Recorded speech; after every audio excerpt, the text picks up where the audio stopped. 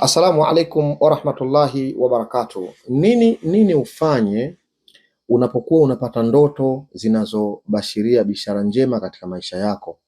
Kuna baadhi ya ndoto unapoota huwa zinabashiria hali fulani ya mabadiliko chanya katika maisha yako, kwa maana kutoka kwenye hali ngumu aidha ya kimaisha au ya kimaradhi kwenda kwenye hali nyingine bora tofauti na ile hali mara kwanza uliokuwa nayo. Watu wengi huwa wanaota, wanapata ndoto njema, wanapata ndoto nzuri. Wameshasikia baadhi ya darasa mbalimbali za tafsiri za ndoto. Wanakwambia nimeshawahi kusikia mtu akiota kitu fulani anapata kadha, mtu akiota kitu fulani anapata kadha. Mbona mimi naota sana hizi ndoto lakini hayo mafanikio siyaoni? Mbona mimi sana ndoto fulani napata lakini sioni? Mfano nitoe. Wanawachuoni wote wa tafsiri za ndoto wanakubaliana ya kuwa ukiota mvua inanyesha, sawaan ile ndoto, ile mvua imekunyeshea ama uko ndani umejikinga ile mvua, lakini kile kitendo cha kuota mvua inanyesha muda ambao mvua ile haina maafa, yani unaota tu mvua inanyesha kawaida, haina maafa. Hizi ni dalili za wazi kabisa juu ya kheri kubwa za mtu atakazozipata, kufungukiwa maisha yake, kufungukiwa riziki zake, kufungukiwa mambo yake. Sasa watu wengi wanaota pia, mtu anaota mvua inanyesha lakini bado haoni yale mafanikio. Mfano wa ndoto nyingine nikupe ndugu yangu. Kuna mtu anaota anavuna mazao, labda anavuna mahindi ama anavuna matunda ama anavuna chakula shambani huko anavuna. Hizi ni katika dalili za ndoto zinazoashiria mtu huyu atakuja kuwa ni mtu mtukufu mbeleni. Yani atapata mali nyingi, kama ni fedha basi atapata fedha nyingi, na kama ni biashara basi atapata biashara ambayo itampa faida kubwa sana. Yani atapata biashara ambayo itamuinua katika maisha yake. Mfano mwingine, unaota umebeba samaki ama umeshika samaki mkubwa, umemkamata mikononi mwako. Hizi pia ni katika ndoto zinazoashiria mtu kwenda kupata utajiri mkubwa, kwenda kupata mali nyingi. Mfano ndoto nyingine, mtu unaota umebeba maiti. Unaota umebeba maiti. Kuota umebeba maiti ni bishara za mtu kupata mali nyingi, kupata mali, kupata fedha, kufungukiwa kwa mambo. Na watu hizi ndoto wanaziota, mtu atakwambia shehe, mimi naota muda mrefu sana hizi ndoto, lakini mbona sioni hizo mali zinazosemwa? Mbona hayo maisha yabadiliki? Bado niko kwenye hali zangu zile zile, bado niko kwenye maisha yangu yale yale, mbona sioni mabadiliko? Sasa huyu ameshindwa kujua kitu kimoja. Kwanza, kuna baadhi ya adabu unatakiwa usifanye baada ya kuwa umeota hizi ndoto, lakini pia kuna hatua unatakiwa uzifanye ili zile ndoto zako ziwe ni ndoto chanya, yani zigeuke kuwa kheri kwako wewe. Kuna mambo lazima uyashiriki. Mfano, sisi tunafundishwa na Mtume sallallahu alaihi wasallam kwamba ndoto njema zinatoka kwa Mwenyezi Mungu Subhanahu wa Ta'ala, na ndoto inayokubashiria wewe mambo mema daima ndoto hiyo inatoka kwa Mwenyezi Mungu Subhanahu wa Ta'ala. Kwa hiyo unapoota ndoto pale tu ukashtuka kwa mafunzo ya Mtume sallallahu alaihi wasallam, pale unatakiwa muombe Mwenyezi Mungu juu ya ile kheri ya ndoto uliyoiona, lakini papo hapo hiyo ndoto usimuhadithie mtu ila yule unayempenda. Sasa zama tulizokuwa nazo hizi, inaweza kuwa namdhania mtu wewe anakupenda, lakini kumbe yule mtu ni adui yako. Maana sasa hivi maadui wale tunaishi nao. Kwa ni vema kama mtu huna uhakika naye, kaa nayo kimya ile ndoto, sababu unaweza kwenda kuihadithia kwa hasidi yako, unaweza kwenda kuihadithia ile ndoto kwa mtu adui yako, alafu akakuhasidi, akakupa kijicho, akakupiga kijicho, hatimaye ile kheri uliyokuwa uipate, ile kheri unakuwa unaikosa. Lakini baada ya kuchukua hatua hizo ambazo sasa ni mafunzo ya Mtume sallallahu alaihi wasallam, kuna mambo wewe unatakiwa uyafanye unapoota ndoto hizi. Mfano hizi ndoto ziko nyingi, lakini mfano wa hizi ndoto kubwa kubwa nilizozitaja hapa: umeota mvua, umeota umebeba samaki, umeota umebeba maiti, umeota huko unavuna huko mashambani kwenye mavuno, unavuna mavuno makubwa. Hizi ni ndoto zinazoindicate utajiri mkubwa, zinazoindicate mtu kupata mali, kubadilika kwa hali ya maisha yake, kutoka katika dhiki kwenda katika faraja. Na wafanya ibada wengi hizi ndoto wanaziota, yani mtu anaziota sana hizo ndoto lakini haoni. Sasa kingine nini unataka kufanya?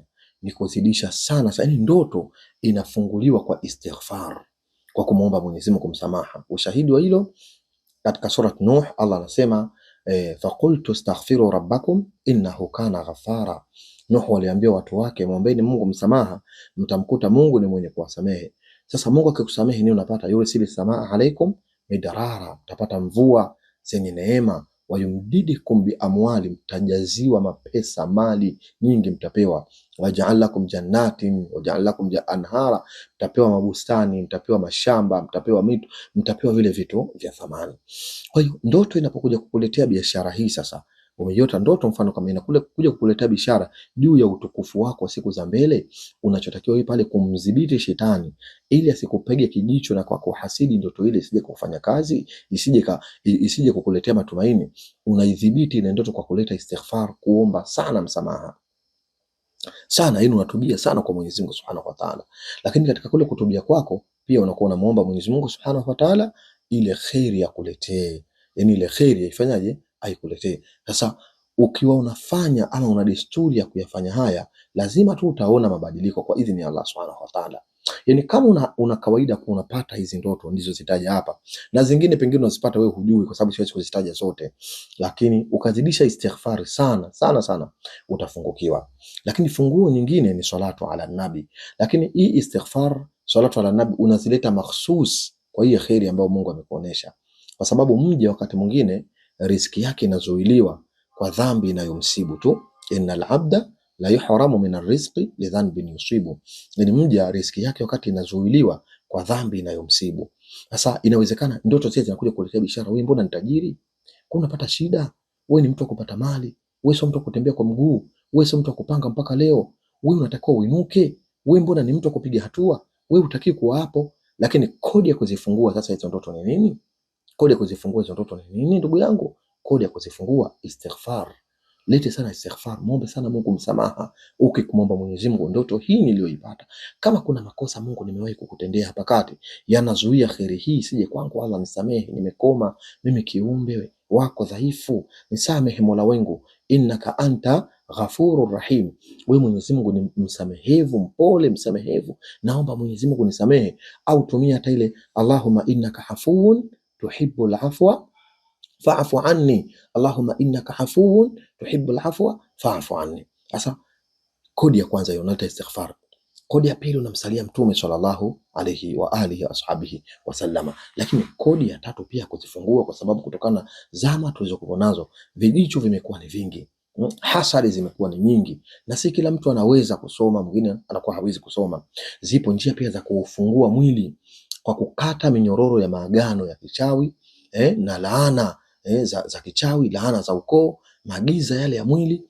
Zipo dawa hizi zinaweza zikafungua ndoto. Yani kuna dawa ukizikoga usiku unapokwenda kulala zinafungua ndoto, zinakufungua ndoto. Hata kama ulifanyiwa ule uchawi wa kufunga ndoto, hizi dawa zinakufungua ule uchawi wa ndoto zako, ili uweze kufikia mafanikio yale ambayo unayotaka. Na sisi tumeziandaa hizi dawa kisha tukazifanyia kisomo kwa ajili yako ndugu yangu. Mfano wa dawa hiyo ni hii ambayo tunatia katika kopo kama hili. Humu kuna dawa ipo. Dawa ambayo iko humu, hii ni maalum kwa ajili ya mtu ambaye anapata ndoto zile njema lakini zile ndoto hazifunguki. Sasa hii dawa inakuwa ni dawa ya kuoga, lakini unaitumia usiku tu unapotaka kwenda kulala. Maji yako ya mwisho kuoga usiku unakoga na dawa hii. Mafuta yako ya kupaka usiku unapotaka kwenda kulala, unachukua kidogo na hivi vidawa, unachanganya kwenye mafuta katika kiganja, unajirashia, unajipaka, unakwenda kulala. Kwa idhini ya Mwenyezi Mungu utaona utapata ndoto na zile ndoto zitafunguka biidhnillahi al-karim. Sasa kama wewe ni mjanja, kama una kawaida kupata hizi ndoto, ndoto hizi zinakujia, basi la kwanza kabisa istighfar. Baada ya kuwa unafanya sana istighfar, unamsalia Mtume Muhammad sallallahu alaihi wasallam kama nilivyokuwa nimeelekeza zile hatua, na usikose kuwa na dawa kama hii insha al-Maula jalla jalaluhu, kwa ajili ya kufungua sasa zile baraka, kwa ajili ya kufungua mwili, kukata minyororo ya maagano ya mambo ya machawi na mambo mengine. Naomba Mwenyezi Mungu Subhanahu wa Ta'ala atujalie tuwe tunapata ndoto njema na ndoto zinazotupa bishara za mafanikio yetu ya duniani na kesho akhira insha al-Maula jalla jalaluhu. Shukran lakum wa jazakumullah khair. Salamullahi alaykum wa rahmatullahi wa barakatuh.